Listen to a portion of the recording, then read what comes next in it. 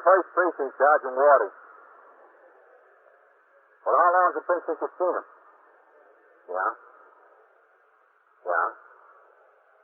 You're sure he didn't move out? Well, who told you that, lady?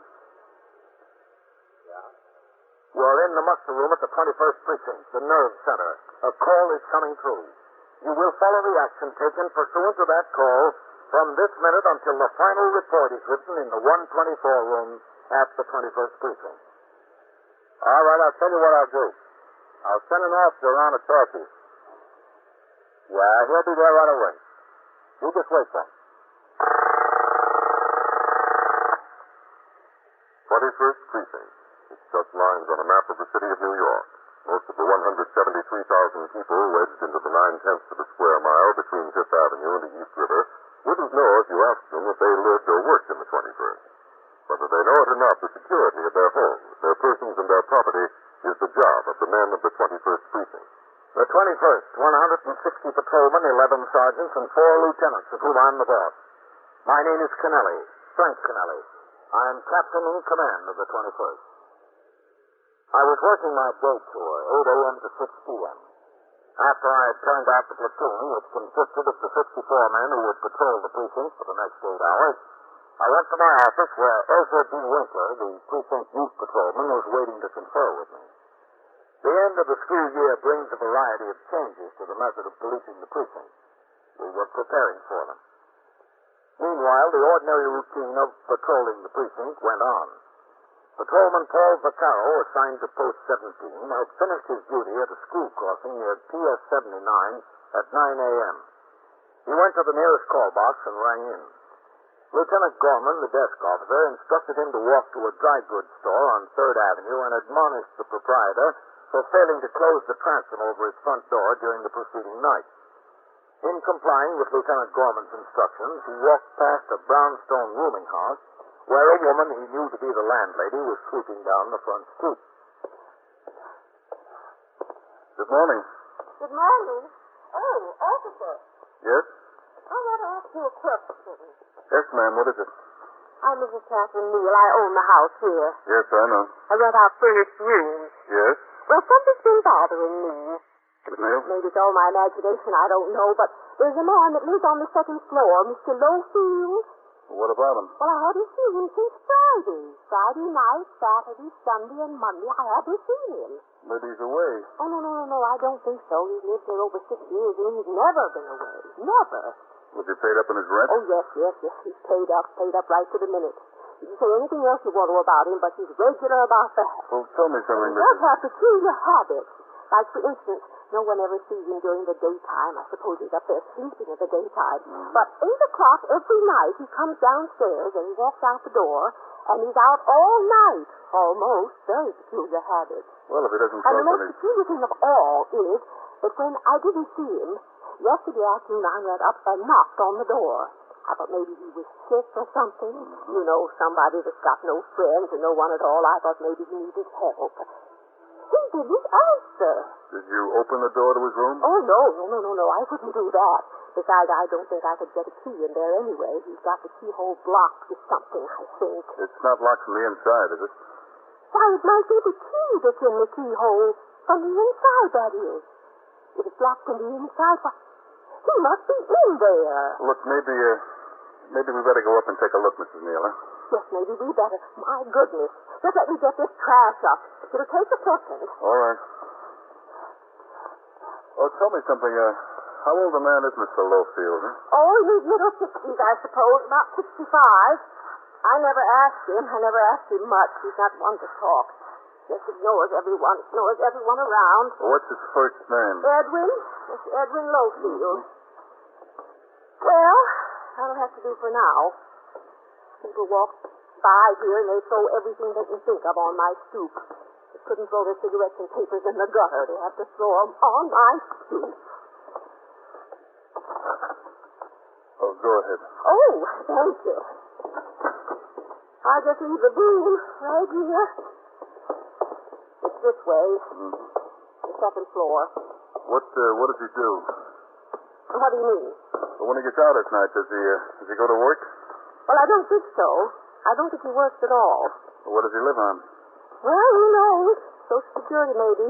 He's got the money to pay the rent. That way. Maybe a pension, I don't know. I never asked him. It's that one. Now, look, you don't know whether he has any family or any friends? Well, none that I saw. I never saw any of them. Yeah, that's the key in the door, all right. Oh, that won't do you any good. I've been trying that since yesterday afternoon. No one you spoke to saw him go out. No one. And he's never gone away on a trip for a weekend since he's lived here in 6 years? Never. No. Listen, you don't think he's... Oh, no. Well, that would be awful. Now, look, you say no one saw him go out, and he was in the habit of going out every night. Now, the key's in the door, and it's locked on the inside. Oh, my goodness. The poor old man. Look, I think we ought to kick it in, if that's all right with you, of course. Will he do much damage? Who's going to pay for it? Well, I think one good kick will take care of that old-time lock. Do you think we ought to? Well, the door's your property, Mrs. New. Well, maybe we better. All right, now, you just stand back over there. One good kick ought to take care of it. Be careful, though. Yeah, I'll try. All right, that does it. You certainly can kick, I'll say that.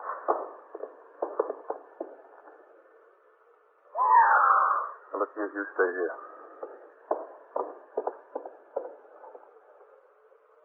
Is he dead? Yeah. Oh, my goodness. Poor old man. Yeah. Just got sick and died. Just died with his clothes on. No friends, no family, no one to take care of him. I don't know whether anyone even cares. I don't know whether there's money enough to bury him. Poor old man. You don't know whether he has any family at all, huh? Any relatives? I don't know. He never said a word. Never said a word about anything. Yeah. Well, let's look in a dresser drawer and see if there's any papers with any names on them. I don't think there would be.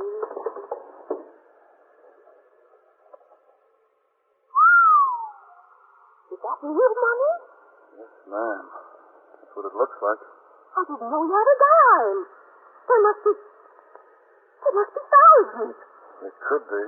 But how do you like that? With all that money, living in a $9 a week furnished room. He should have been living on Park Avenue. If he lived on Park Avenue, maybe he wouldn't have it. According to established procedure, Patrolman Vaccaro made no further attempt to examine the property of the deceased.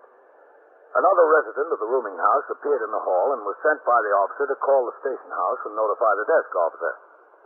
After an ambulance surgeon pronounced the man DOA in the presence of a civilian witness, the landlady, Patrolman Vaccaro recorded in his memorandum book the pedigree of the deceased, an accurate description of the body and wearing apparel, and all the known facts concerning the time, the place, the manner, and the circumstances of the death.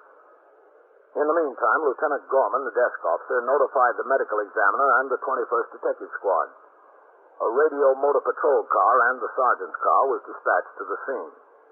Lieutenant Matt King, the commander of the 21st Detective Squad, sent 2 detectives.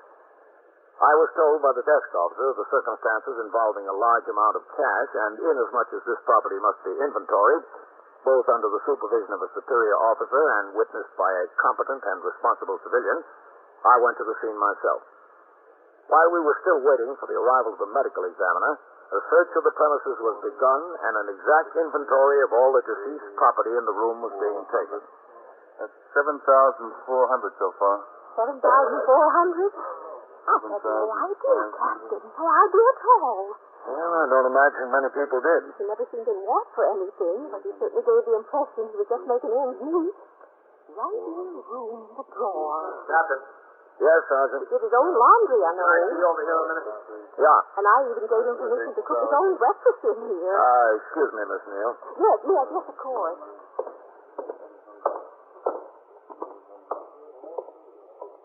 Oh, what is it, Sergeant?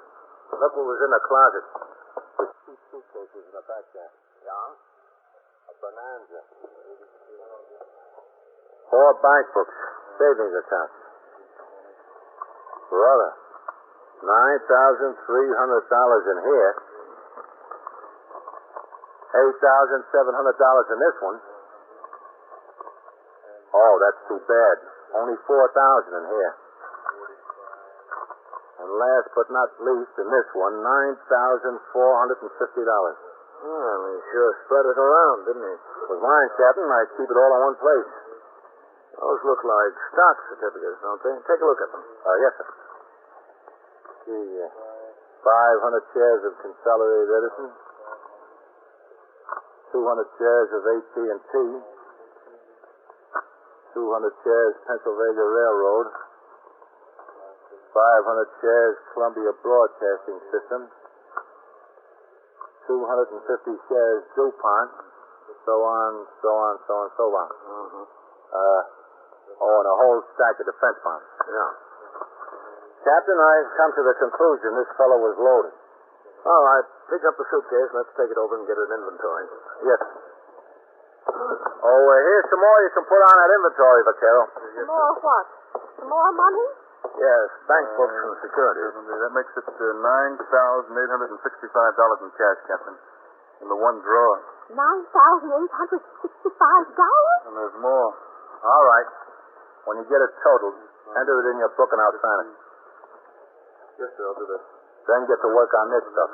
Captain, can I talk to you for a minute? Yes, Miss Neal, of course. Every one of those bills has to be listed by serial number, you know. Yes, sir. Yes, Miss Neal. It is worth a fortune. That's what it's beginning to look like. But what happens to it? All this money, I mean. Well, we take it to the station house. The desk officer enters it in the blotter, and it gets sent down to the departmental property clerk. I mean, who gets it? Who gets it eventually? Well, he might have left a will. I don't know who he'd leave his money to. He didn't have anybody. He told me time and time again he didn't have anybody. No one in the world. No one at all? Well, I think he did have a sister, but she died 4 or 5 years ago. Yes, 4 or 5 years ago. Do you know the sister's name? No, I hadn't any idea. He never mentioned it. I just remember that one day I saw him coming down the stairs in the morning, about 10 o'clock or 10:30. Well, he hadn't been living here too long then, only about a year, but I'd never seen him come out in the daytime before. I said, "Where are you going, Mr. Lowfield?" He said, "To a funeral." He said his sister died. I see. It's out in Long Island someplace. I don't know. I said I was sorry to hear the news, and he went out the door. And that's the last he ever mentioned of her. The last he ever mentioned of her. Did he get much mail here, Mrs. Neal? Mail? I don't think he had one letter, not one letter since he lived here. Nothing? Well, I ought to know. I get the mail every morning. I put it on that marble table downstairs in the hall. The tenants come by there and pick it up, and I go through it every day to take out what's mine when I get it. I can honestly say that I've never seen one letter addressed to Mr. Lowfield.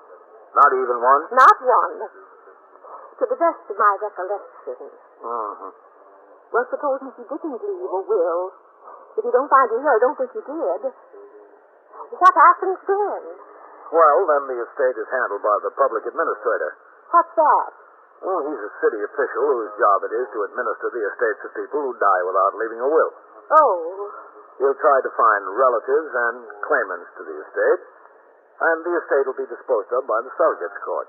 Well, he's not going to find any relatives. As far as claimants are concerned, Mr. Lowfield didn't owe anyone. He never bought anything, so how could he owe anyone? Well, in any case, it'll all be settled according to law. You know, I could really classify myself as a claimant. Could you? Yes. I've taken care of that poor old man for 6 years now. As a matter of fact, he's made promises to me time and time again that I could have anything I wanted that he had. Just for the favors I've done it. I gave him food. I got clothes for him. I saw that his room was kept clean. He told me anything of his that I wanted I could have. But I never paid any attention to him. I didn't think he had anything. I just did it out of the goodness of my heart. I think I have a rightful claim. Don't you, Captain? That's something I can't pass judgment on, Miss Neal. Well, what do you think I ought to do? Get a lawyer? You'll have to decide that for yourself. That poor old man. That poor old man. You are listening to 21st Precinct, a factual account of the way police work in the world's largest city. You want to go to church, but you can't. On the church door, there's a sign stating entrance forbidden. Your ministers and priests and rabbis have been taken away. Your Bible has been burned. You're not allowed to own a crucifix or a St. Christopher's medal or a mezuzah. Your religion, all religions, are forbidden by order of the government. A bad dream? Yes, that's all it could be for an American citizen, because he's guaranteed the right to worship anywhere, anytime, and in any way he chooses. Some governments allow their citizens these privileges. Others deny them. But we Americans tell our government that it has no jurisdiction over religion, whatever it may be. We say so in good, clear language. Congress shall make no law respecting an establishment of religion or prohibiting the free exercise thereof. It's part of our Bill of Rights, our Constitution.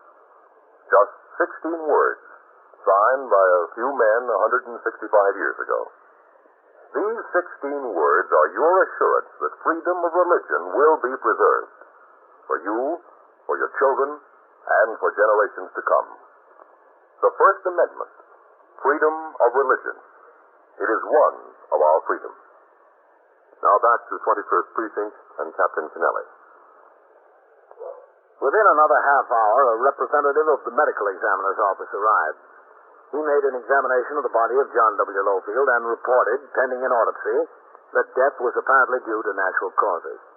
Patrolman Vaccaro, the first officer on the scene, placed a US 95 identification tag on the wrist of the body, and it was taken to the Bellevue morgue. All the property of the deceased in the room had been collected and inventoried. It amounted to $14,655 in cash, bank books from 4 savings institutions showing deposits totaling $31,456, United States savings and defense bonds with a face value of $47,250, and other securities worth more than $185,000 in the current market. The totals were rechecked in the presence of the civilian witness, entered by Patrolman Vaccaro in his memorandum book, which was signed by both myself and Sergeant Waters. The property was then taken to the station house by Patrolman Vaccaro and turned over to the desk officer for transmittal to the property clerk of the department. In the meantime, Detective William Novak of the 21st Squad had been assigned by Lieutenant King to make an investigation in order to locate either relatives or close friends of the deceased. He interviewed the landlady, Mrs. Neal, to secure whatever information she had. He examined the papers and documents found in the room, and at 2:10 in the afternoon, his task took him to Astoria in Queens, where he went into a new apartment building and rode the self-service elevator to the 4th floor, where he walked down the hall to apartment 4D. Yes, who is it? Is this the residence of Mr. George Bookham? Yes, who is it? Is Mr. Bookham home? I'm a police officer. Minute. What's the matter? I'm Detective Novak of the 21st Squad. Is Mr. Bookham home? Yes, he's here. What's the matter? I'd like to talk to him. Are you Mrs. Bookham? Yes, that's right. Come in. Thank you. George! Got the ball game on in there. Uh-huh. George! What? Someone here to see you. Who? A detective. All right. George is a Yankee fan. Mr. Bookham. Told you they should have took Reynolds out of there, Alma. He walked another man. He's staying my ghost. You're a detective, huh? Yes, sir, that's right. William Novak of the 21st Squad in Manhattan. What can I do for you? Mr. Bookham, do you have an uncle named Edwin Lowfield? Yes, that's right. It's my mother's brother. Lives in the East 70s in New York? Well, I don't know where he lives. I haven't seen him in years. I think he did live there, George. What's the trouble? Afraid I got some bad news for you, Mr. Bookham. Yeah? He was found in his room this morning. Apparently he had a heart attack. Is he dead? Yes, sir, that's right. I'm sorry. Well, too bad about him. From what I remember, he was a pretty nice guy. Yeah. Well, what are we supposed to do about it? We'd like Mr. Bookham to come over to Bellevue and identify the body. Why? Just a matter of procedure, sir. I always try to get a close relative or friend in cases like this. Notify them. Well, I'm not what you would call a close relative. From what I can learn, you're the closest, aren't you? Well, I guess I am the closest, but it's just my uncle, and I haven't seen him in years. Not since my mother's funeral, as a matter of fact. Look, I'm sorry and all that, but I don't think it's any of my responsibility. We haven't heard from him in years. No, that's right. I got my own family. I got my wife and 2 kids. Well, what am I supposed to do about it? What do you want me to do? Arrange for the funeral and everything? Well, we thought you might like to, being the closest relative. Well, suppose he was my third cousin or something like that. Would you expect it if I was still the closest relative? We'd notify you. Do you still live in the first room? Yes, ma'am, that's right. Well, I don't see why they expect us to take care of the funeral expenses and all that. We got no money for that. He doesn't mean that much to us. Nobody asked you to take care of any expenses. Well, somebody will if we get involved in making arrangements and all that. Don't go, George. Don't be a fool. No, I gotta be at work at 4 o'clock anyway. I work at the Hotel Coronet over in Manhattan. Oh, yeah, but you still have time to come to Bellevue and make an identification. Don't do it, George. You'll only get involved. You got no responsibility. No, that's right. No, I don't want to get involved. I don't want to get stuck for any of these expenses. I don't think you will, Mr. Bookham. It appears your uncle had a little money. Did he? Yes. I hope it's enough to cover the funeral expenses. Yes, ma'am, it is. And then some. Well, how much was that? Well, Mr. Bookham, we're not altogether sure. There might be more than was in his room. Well, what was in his room? Oh, it was cash and passbooks and securities worth about $275,000.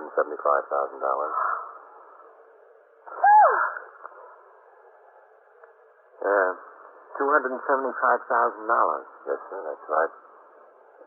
Are you sure it's my uncle? Are you sure, George? Well, there was a picture of a woman in his room in the drawer. It had "To my darling brother" written on it from Margaret. That was my mother's name, Margaret. The photographer was from Jamaica. I checked him out. I looked up his records, and I got the address where your mother formerly lived. In Forest Hill? Yeah, I went around the building there and spoke to the super. He remembered that you worked for the Coronet in New York. I checked the name there, and they gave me this address. If they need you to make an identification and arrange for the funeral, George, I think you ought to. After all, you're his closest relative. Oh, sure, Alma. I intend to do everything I can. As I remember him, George, he was a nice old man, really nice. He was always good to me when I was a kid. And he was crazy about my mother. I'll do anything I can to help you, Detective, Novak. Yeah, and anything. I just want to be of all the assistance I can. I want to help. Well, you can come over to Bellevue with me and identify him. And then what? Just so the medical examiner releases the body, you can make any arrangements for the funeral you want. Well, where's the money? It was taken to the 21st Precinct Station House. It'll be safe there, won't it? Couldn't be much safer. Gets entered in the blotter and turned over to the property clerk at the department. Oh, no aspersions, man. I was just concerned. I'm the closest relative, you know. Mr. and Mrs. Bookham left immediately with Detective Novak for Bellevue Morgue in order to identify the body of George Bookham's uncle. During this time, I had been out on patrol of the precinct in sector car number 4, and I returned to the station house at 3:40 p.m., in time to turn out the platoon for the night tour at 4. I got out of the car, walked up the front steps, and into the muster room where Lieutenant Gorman was desk officer and Sergeant Waters was now on telephone switchboard duty. Hello, Captain. Oh, what's doing, Sergeant? Nothing much, sir. Just got a call from the press about the old man and the money. Oh. I referred them all up to the detective. Good. Oh, and Lieutenant King said he'd like to see you when you get back in the house. All right, bring him upstairs and tell him I'm back. Yes, sir. I'll sign the blotter. Yes, sir. Hello, Red. 21st Squad, Detective Howard.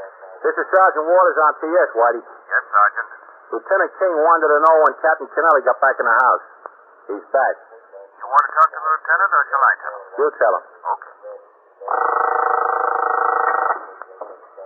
How'd you get hold of Lieutenant King, Sergeant? I spoke to Howard upstairs, the captain. He's telling the lieutenant you're back. Okay. Oh, there's something I want you to do for me. Yes, sir. 21st Precinct, Sergeant Waters. Patrolman Vaccaro, box 14. Lieutenant Gorman wants to talk to you, Vaccaro. Hold the phone. Yes, sir. Vaccaro's ringing in, Lieutenant. Okay, I'll talk to him, Sergeant. Yes, sir. Yes, sir, Captain? I'm giving a talk at the Lenox Hill Lions Club next week, Sergeant. Yes, sir. And I want to dwell on the connection between parking regulations and safety. Now, would you get together with the 124 man and dig out some recent aided and accident cards that deal with accidents which are the direct result of illegal parking or double parking or anything of that nature? Yes, sir. I want 3 or 4 good examples to illustrate the points I have to make. Yes, sir, I understand. See what you can do. Hello, Captain. Oh, Matt. Lieutenant King? Oh, Sergeant. It's been a rather interesting development in that Blowfield case, Captain. You know the man who died with all the money in his room? Yeah. Oh, I'll be in my office, Sergeant. Yes, sir. An attorney called me a little while ago. What? Well, an attorney called me, too, before I went out on patrol. Said he represents Mrs. Neal, the landlady. He wants to put in a claim for services against the estate. He wanted some information. I told him we had nothing to do with that, and he'd have to check with the public administrator. Well, this was a different attorney, Captain. But first, let me get you up to date. Novak found Mr. Lowfield's nephew, a man named George Bookham. The nephew identifies the body of his uncle, the nephew, and his wife. Oh, what about this other attorney that called you? Do you remember the mailing address on the stock certificates was in Carrot? Yeah. 5 or 6 names in the firm. I put in a call down there. The girl who answered the phone didn't know anything about it. Said she'd check around. About an hour ago, this lawyer called me back. His name is Hopwell. Yeah. Told me the old man had made some shrewd investments over the years. That's obvious. Yeah, but that's not the big news. He said that Lowfield did have a will. Oh? It doesn't name either the nephew and his wife or Mrs. Neal. Well, that's going to be a big blow. Yes, sir. Imagine a will. He left everything to Columbia University. Look, if Lowfield was such a smart investor, did the lawyer have any idea what he was doing with all that cash in his room? No, sir. He was just as surprised at it as we were. He knew about the savings accounts and the war bonds, but he had no idea about the cash. Colonel King, excuse me.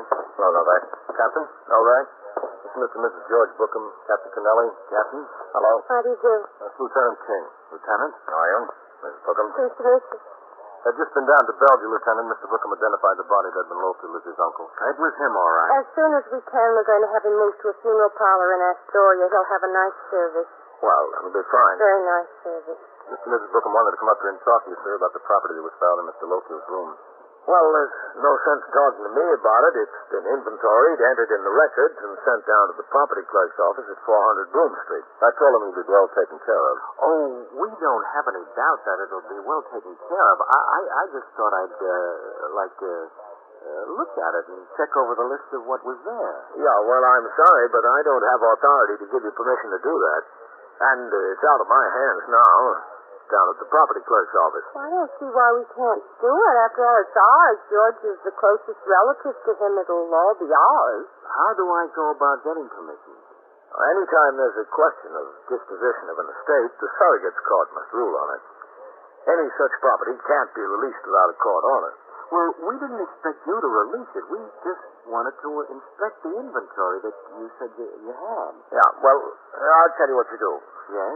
Detective Novak will take you to the desk officer right over there and introduce you.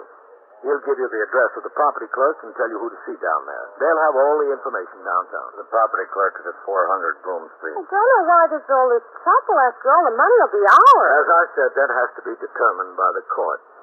Novak. Yes, sir. Will you take them over to talk to Lieutenant Gorman? Yes.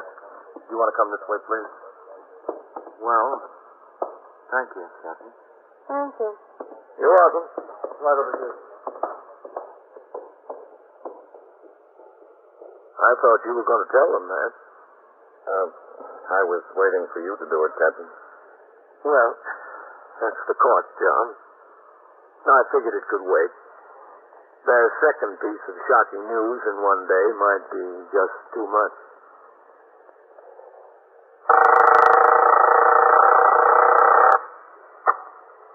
21st Precinct, Sergeant Waters. Who? Well, what happened? He fell off a truck. Yeah? Yeah? How old a boy? Oh, now, wait a minute. Exactly where is this? No, don't touch him.